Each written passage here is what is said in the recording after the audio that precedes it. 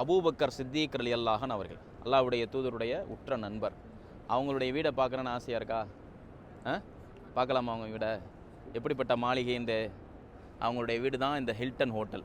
தாருல் தௌஹீதுக்கு பக்கத்தில் இருக்குது பாருங்கள். இந்த தாருல் தௌஹீத் இந்த ஹோட்டலுக்கு அந்த சென்டரில் இருக்குதா, இந்த லிஃப்ட்டு ஒன்று போதா மேலே எங்கேயும், அதுதான் ஹில்டன் ஹோட்டல். இதுதான் அபூபக்கர் சித்திக் ரலியல்லாஹு அன்ஹுடைய வீடு. அந்த கீழே முசல்லா அவங்களுடைய நினைவாக இந்த வளைவாக இருக்குது பாருங்கள், குப்பாவாக இருக்கா, கண்ணாடி போட்டிருக்குதுல எல்லா பக்கமும். அங்கே வந்து அபூபக்கர் சித்திக் ரலியல்லாஹு அன்ஹுடைய பேரில் ஒரு பள்ளிவாசல் இருக்குது. அங்கே போய் தொழுவலாம், ஆண்கள் தொழுவலாம், பெண்களும் தொழுவலாம். அந்த இடத்துல ஒரு 1000க்கு மேற்பட்ட நபர்கள் அந்த பள்ளிவாசலில் போய் தொழுவலாம். ரசூலுல்லாஹி ஸல்லல்லாஹு அலைஹி வஸல்லம் அவங்க ஹிஜ்ரத்துக்காக வேண்டி ரசூலுல்லாஹி ஸல்லல்லாஹு அலைஹி வஸல்லம் வந்து அல்லாஹ்வுடைய தூதர் அபூபக்கர் சித்திக் ரலியல்லாஹு சந்திக்க வந்தாங்கல்ல, இந்த வீட்டிலேருந்து தான் அல்லாஹ்வுடைய தூதர் அபூபக்கர் சித்திக் ரலியல்லாஹு அன்ஹு அவர்களை கூப்பிட்டு கொண்டு ஹிஜ்ரத் செய்தார்கள். அந்த வழியாக ஹிஜ்ரா ஸ்ட்ரீட்னு ஒன்று காமிச்சேன் தெரியுமா உங்களுக்கு? அந்த வழியாக தான் அல்லாஹ்வுடைய தூதர் ஸல்லல்லாஹு அலைஹி வஸல்லம் அவங்க ஹிஜ்ரத் பண்ணாங்க.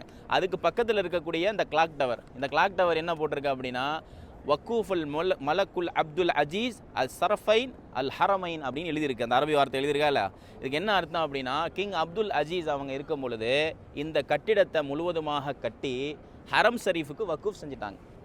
இந்த கட்டிடத்திலிருந்து வரக்கூடிய முழு வருமானமும் யாருக்கு போகும்? ஹரம் ஷரீஃபுக்கு தான் போகும். இங்கே வேலை செய்யக்கூடிய பணியாட்களுக்கு ஊதியம் செலவுகள்லாம் போக மற்ற எல்லா வருமானமும் எதுக்கு போகுது? ஹரம் ஷரீஃபுக்கு தான் போகுது. இதில் மொத்தம் 6 5 ஸ்டார் ஹோட்டல் இருக்குது. ஒவ்வொரு 5 ஸ்டார் ஹோட்டல்லையும் 4000 அறைகள் இருக்குது. எவ்வளவு? அவ்வளோ பிரம்மாண்டமான ஒரு ஹோட்டலு. ரெஃபல் இதுன்னு சொல்லிட்டு ஒன்று இருக்குது. இந்த கிளாக் டவருடைய அதில் வந்து மேலே ஒரு மியூசியம் இருக்குது. இந்த கிளாக் டவர் இருக்குல்ல, அந்த 4 பகுதி மறைக்கப்பட்டிருக்கு பாருங்கள். இதில் தான் மிகப்பெரிய ஒரு மியூசியம் ஒன்று இருக்குது. இதுக்கு நீங்கள் போய் பார்க்குறதுக்கு வந்து 150 ரியால்.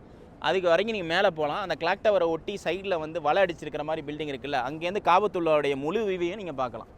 ஓகேவா? அதுக்கு நீங்கள் எங்கே போகணுன்னு சொன்னாக்கா, இங்கே வந்து இந்த பில்டிங்லேயே வந்து 9th ஃப்ளோர்லையும் 10th ஃப்ளோர்லையும் முசல்லா இருக்குது, தொழக்கூடிய இடம் இருக்குது.